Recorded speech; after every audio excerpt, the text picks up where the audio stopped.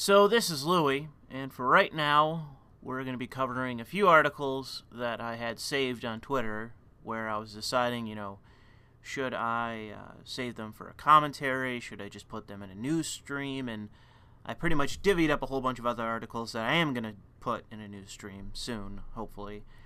But with these particular, 5 articles, 6 actually, I was like, there is something that brings these articles together. There is a through line, and this is, to me, one of the reasons why I am a commentator. It's because I can take a collection of just random stories and create pretty much a mural for you to see, for me to show to you, so that you can better understand the way that I see things. And, there's a reason why I have 20-something thousand followers. Not to, brag about what is, in essence, a very small number here on YouTube, but it's to give you a reason why I do this and why a certain amount of people follow me. When you look at these articles, and I'll quickly go through them, an article from the Daily Signal called "Next Generation of Americans Will Embrace Socialism If We Lose War on History." Article from Paul Joseph Watson, "Bank of America Trend for 2020s Will Be the End of Globalization." Article from Andrew Doyle, "The Left Needs to Stop the Woke Nonsense About the Elections in the UK." Article from American Greatness, "Tucker Carlson is Right About the Heritage Foundation." Article from early in the year, last year, midway anyways, "Game Developers, It's Time to Stop Listening to Video Game 24/7 by Nick Monroe." And then from November, also on One Angry Gamer, GLAAD wants 20% of all televised characters to be LGBTQIA by 2025. This is an array of articles that you might think, at first glance, have nothing to do with one another, but I think are utterly emblematic of this new decade. It is the 10th as of this recording, and we are in a new decade. We are in the clown world decade. This is the decade in which we are going to see peak wokeness, peak SJW, and my hope is, by the end of the decade, all of this is going to be dead and gone.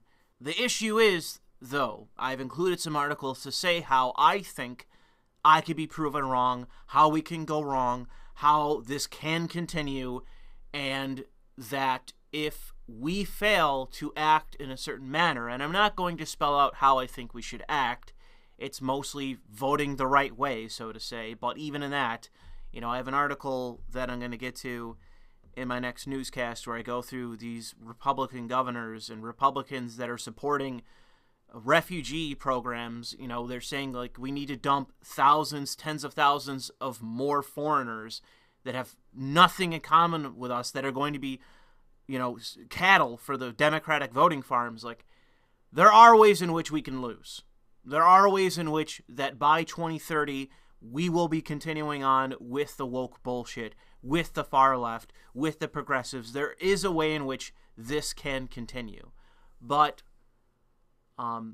should we not utterly fuck up in the next 10 years, my prediction is that by 2030, all of this is going to either be close to dead, or is, more accurately put, this shit is going to be nullified. Wider society, politically and in terms of the culture, are going to look at this and say, enough is enough, we are done with this, and it is just going to be over with. That the time of these people will be past. They'll still be around, absolutely, and they will still have some amount of influence in culture and in politics, but my prediction is that if we play the cards that we have in the right sequence, in the right way, and that if we do enough things correctly, we will be able to convince enough of society to turn their back on these things that there will be no path to success and continuation for many of them. It's going to be more than just, the news outlets going broke and all that sort of thing. It's going to be these people losing enough cultural influence that even, let's say, beta male developers and major studios are going to say, listen, do we want to sell this game? Do we want to make some fucking money? Let's not do this. And therefore, it won't be present. Despite what some people might hand-wring and harangue about in the studio and outside the studio, it won't matter.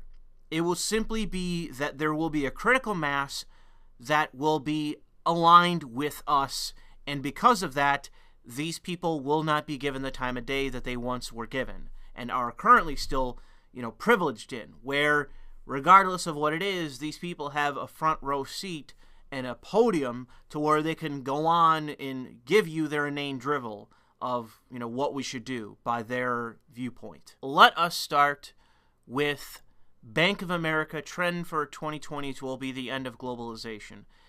This was something that was published at the end of December of last year, and it was, in essence, a presentation by Bank of America to say that there is a rise across the West of nationalism, and that, as they predicted, this is not going to change. So it's not a matter of Bank of America necessarily taking a stance, but it is them acknowledging the existence of this wider nationalist phenomena in the Western world and saying, well, in some way, as a bank, as an entity, we better get used to it. It's not saying that nationalism is basically going to take over everything in every country. It is saying that this is a phenomena happening in the West.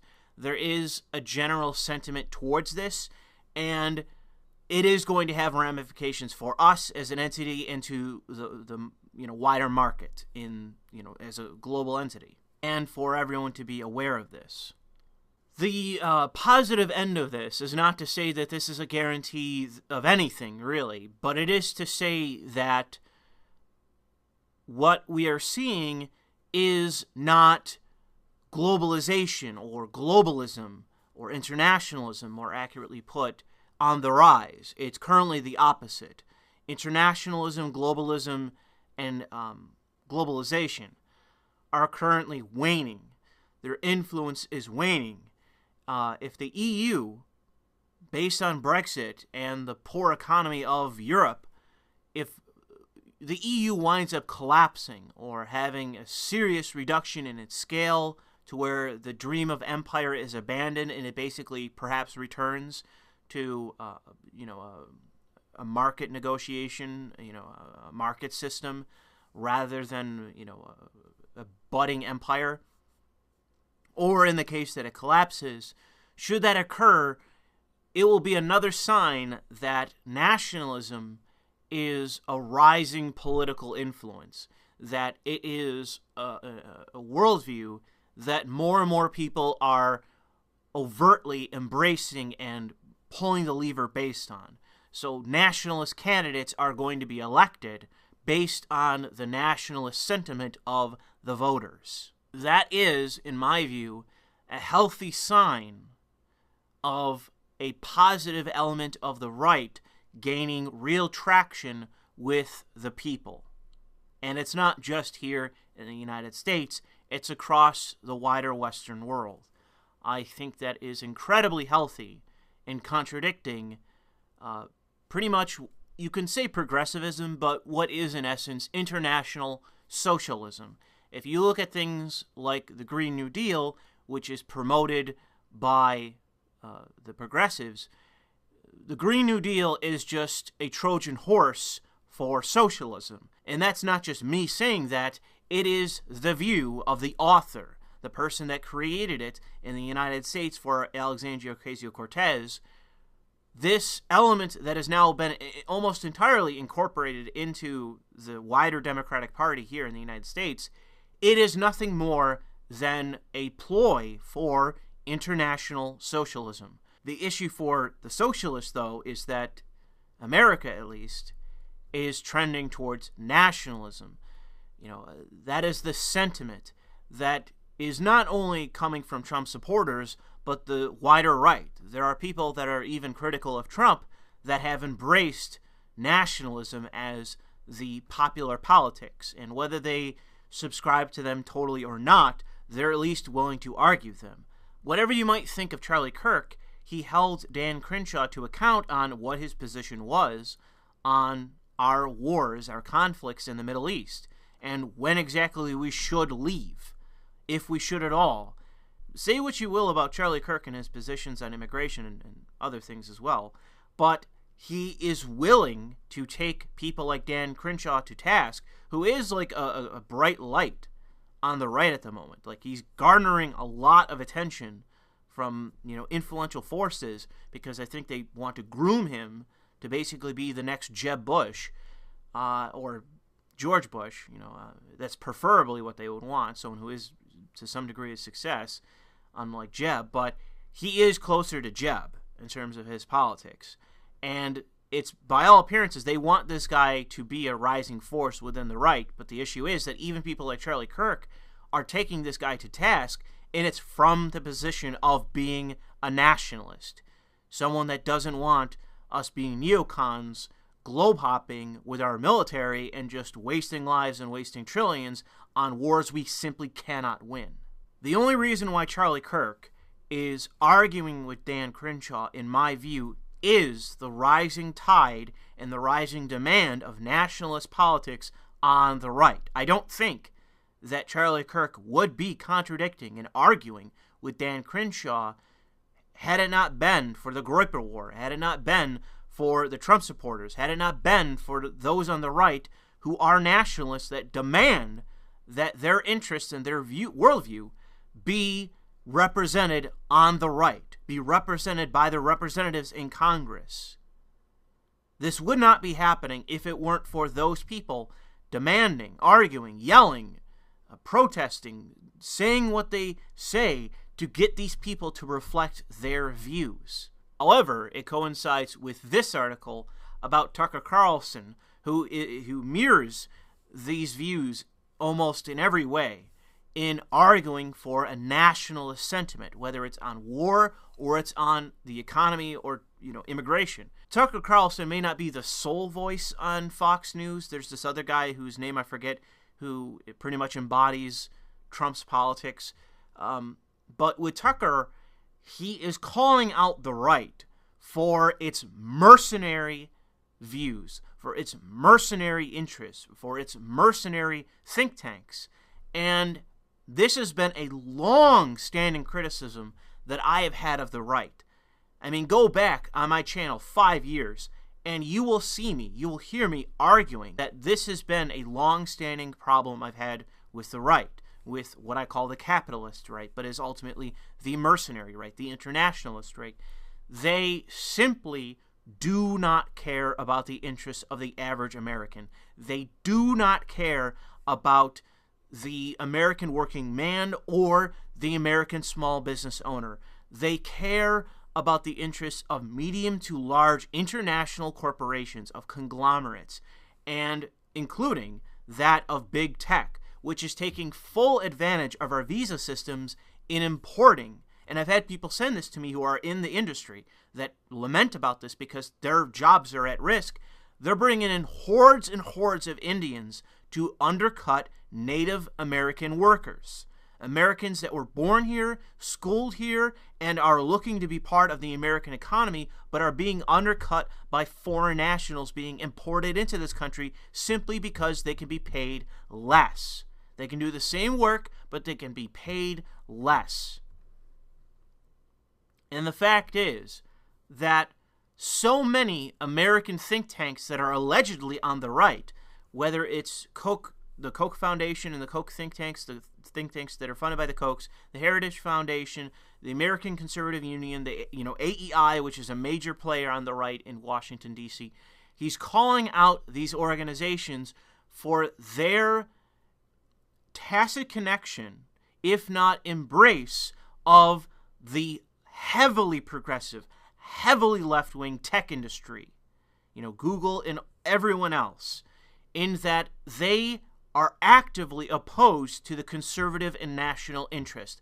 They are doing everything in their power to tilt American politics towards their interests in undercutting the American worker, undercutting the United States culturally and politically, and also using politics and using their, the proxies that they can have in these right-wing groups to benefit themselves and also benefit foreign interests, not American interests, or even the interests of an American corporation, which is what they arguably are, but the interests of foreign nationals. That is who they're benefiting through the mercenary connection that they have with these so-called right-wing think tanks.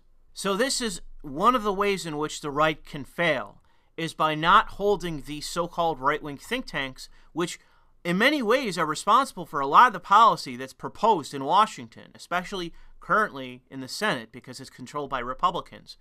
If we fail to call these people out and hold them to account to represent our interests, to represent our worldview, if we don't hold these people to account, they will continue in their mercenary fashion to promote the interests of foreign nationals and that of left-wing partisan corporations like Google, Alphabet, go down the line, Apple. I mean, just name what corporations actually lean to the right or are more freaking neutral. That'll be a shorter list at this point. But when it comes to big tech, I mean, overwhelmingly, these are left-leaning corporations run by leftists that live in leftist fucking cosmopolitan urban areas. Right-wing groups are pushing policy representing them on right-wing politicians, on Republicans. And if we don't do something about this, if we don't call these people out in the way that Tucker Carlson is and has been, we being the broad coalition of nationalists, we are going to be decimated. We stand the chance of losing if we don't hold these people to account. Whether it's the interest groups or it's the people, we will lose if we don't hold these people to account in being our elected representatives and supposedly the think tanks that are supposed to represent our philosophies or our interests generally. Turning from there to this article, there is still the threat of the education system. This, to me, is another way in which that we can lose the next 10 years. We can lose the fight for the culture and for politics, and it's by our representatives in Congress and our representatives in terms of commentary and political punditry, by we together failing in united fashion to take the war to education, which to me is the most pressing concern out there. I've seen this said in the UK, in Europe, and it should be here in the United States just the same, that we need to go to war with the education system and we need to purge it of the Marxist professors, of the Marxist teachers, and of Marxism in terms of the education, in terms of the curriculum. We need to purge the education system, top to bottom, higher in that of primary education, of Marxism and of Marxists. We need to rid ourselves of these ideologues, because if we fail to, we risk another generation, such as it is with millennials, falling to the indoctrination of Marxism. We risk losing everything if we don't fight this war, and we must. And because of the teachers' unions, and because of the perceived credibility of higher education, we risk failing in this because it is going to be a hard fight. It is going to be a hard fight that we must win. But the fact is, if we don't fight this war, if we don't take the war to the education system, and I mean not with a scalpel, but with a fucking claw hammer and a goddamn machete, if we don't attack the education system now and with as much force as possible, we run the risk of, those of us that aren't fucking international socialists, we run the risk of losing another generation to indoctrination. And all there needs to be is a critical mass of enough people, young people that become adults and then become elderly or middle-aged and onwards. If we fail to prevent future generations from being indoctrinated, we will eventually reach a critical mass of enough people that will look to socialism as the answer to whatever their ails are, and that is how they will vote, and that is the government we will wind up with. We must do something about this. The longer we wait, the worse it's going to be. We must take this on now, and I don't really know what is going to be required of me, whether it's talking to you on this channel, going to town halls, whatever. Whatever it takes, should Republicans take back Congress entirely, where they control the White House, the Senate as they do now, but also the House, which they recently lost. And if, should they take back the House ultimately to where they own all the keys to the federal government, this is the war that we must then fight. And I will do what I can to force my representatives to actually pursue this war. It's something we must fight. We must endure. We must take on. If we don't fight this war, if we don't take this battle on, we run the risk of future generations reaching a critical mass, voting for a socialist government and getting it. And then we are fucked as a direct result of that. Every single semester, there are thousands upon thousands in universities across the country and across the West pumping out dead-eyed activists that have no futures, that live for nothing, are miserable, and their only joy in life is being that of a progressive or socialist activist. They are the shock troops of full-blown Maoists that are going to have us all shot and sharing a mass grave together. We must do something about this. We cannot allow this problem to linger any longer. We must do something now. However, getting to more positive news, to speaking to my optimism, I think that the last election in the UK is a sign that things in the West generally are headed in a positive direction. Not entirely, especially not culturally, but in terms of the politics, based on the defeat of the Socialist or Communist Party in the UK, that being the Labour Party, because of their defeat, their unprecedented defeat, their record-setting, unbelievable since the 30s defeat, I think that because of our shared politics and in terms of presentation, whether it's the Democrats or the Labour Party, because of the shared wokeness, the shared progressive attitude, the shared socialist attitude, and McGibb's attitude, based on that similarity, I think the future for the Democratic Party is another blowout loss. Eventually. Who's to say when that is, but that is currently the trend that I think that party is currently on, and that is good for those of us that want to see all of this shit utterly routed. This is a good article because it goes through quite a bit of the situation as it is in the UK, but the similarity that I draw is between the Labour Party, which is further along, in my view, than the Democratic Party, but in my view, they're both on the same track. They're both on the same track of just nationalized shit, gib, and wokeness, woke nonsense. They're both on that trajectory, the same track. They're parallel in fashion. It's just the Labour Party is further along. And eventually, in my view, the Democratic Party is either going to collapse or reach that same point, because the so-called moderates simply aren't willing to stand up to these people. They're not willing to do it. They're terrified of being called racist. They're terrified about not being invited to the elite soirees. They're terrified of these people still, and because of that, they're not willing to buck their ideas and their policies. And so long as they're not willing to do that, they will continue down the same path, and I see, potentially, based on certain circumstances, so long as the Republican Party doesn't shit the bed, you will see a unbelievable, earth-shattering, and historical loss for the Democratic Party in the future, and potentially the near future, should this continue. Because as it is now, like I said, parallel in fashion. The area, though, in which I'm not optimistic, but I do think there is the strong possibility of change, is in culture. Out of everything that's going on, I think that this might be one of the most dire circumstances to where my pessimism is strongest, and it's due to a multitude of reasons, for why that is. It isn't just a single justification for why I hold the view that I do, as you likely know, for any of you that have been following me for any amount of time, but the issue with fiction, or more specifically gaming, which I have those two articles. It's also television, comics, movies. But gaming to me is my hobby. It's the thing I focused on in the past, and I have a particularly pessimistic view towards. And it is because, simply, the industries themselves, gaming or otherwise, are unwilling to stand up to these people. the people that staff these companies, these developers, it is top to bottom leftists and beta males.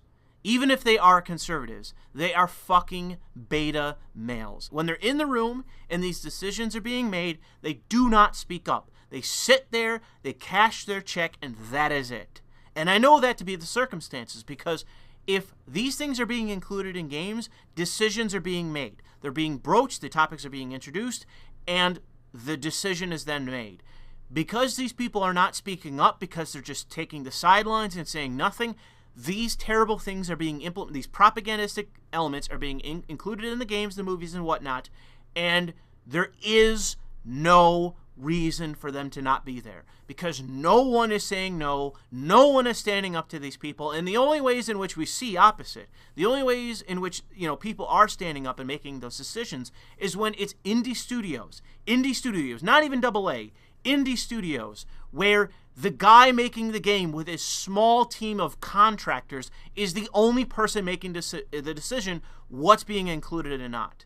That's the only way in which people are standing up to this. Because if we look at the AAA, if we even look at AA's, and I'm including, CD Projekt Red, no one, even in overwhelmingly like Catholic and conservative countries that are foreign and, Eastern, okay? Even in those circumstances, when given the slightest pressure, given the slightest inkling of activism, demanding something, they crumble, they give in, they appease, like as though that, you have hordes of communists just, invading the studio armed with Kalashnikovs, as though it's fucking Charlie Hebdo, that those are the circumstances they're under, based on the level in which, and the expediency in which they appease these people. Even if I am to be generous and say that with the people within the community, people that claim to be gamers, people that, stream or are journos and have some amount of influence and clout and audience, but are not professional activists, even if I were to give you them and say that somehow the industry is going to stand up to them, that things are going to change, there's going to be some sort of, catalyst that changes everything, that every studio, all of a sudden the beta males at all these studios are going to flip, on a dime and just say enough is enough and this is going to stop. Even if I'm as generous to say that the journos are going to be, disregarded, that the fat black gay YouTuber who, is talking about some game and he riles up his audience and all of a sudden it's a Twitter meltdown over this game for whatever reason, even if the studios then ignore those people. The problem is, as we move to our last article here, that you still have the professional and obsessive and well-funded activist organizations that are lobbying every single one of these major, or even in some cases minor, developers and publishers.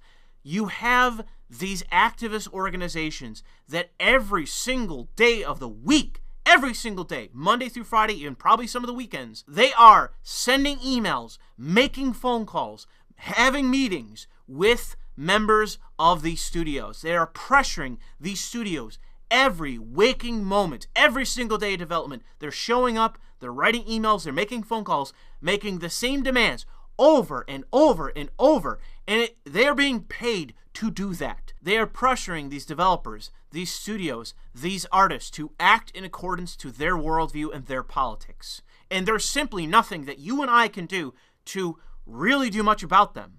We don't fund them, we don't support them, but they are multi-million-dollar NGOs. They have millions and millions in funding, and they also have, in many ways, government sponsorship to do this kind of activism, and that is what they do every single day. They are putting pressure on these people, these artists, to do what they want them to do, and their success rate is overwhelming. There is positively nothing we can do to stop the incessant grind of these kind of NGOs. And I'm saying that even with an organization like GLAAD, that is one multi-million-dollar obsessed NGO where all they do every day is pursue quotas, create checklists, and hand them over to artists to do. And they monitor them, whether they do them or not.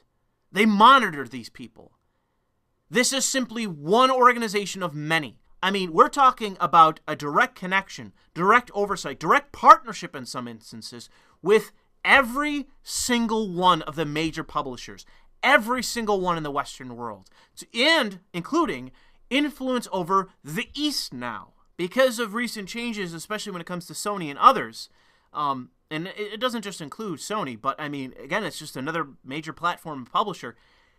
These activist organizations even now have growing influence over the Eastern titles. So while everyone wants to say to me that I'm, fuck the West, the East is where it's at, the East is eventually going to become Westernized. The East is eventually going to fall to these people and these activist organizations because there is simply no counter to them. There might be a separation between language and borders, an island far, far away. It doesn't fucking matter. Like I said, if CD Projekt Red is any example, then you should be worried.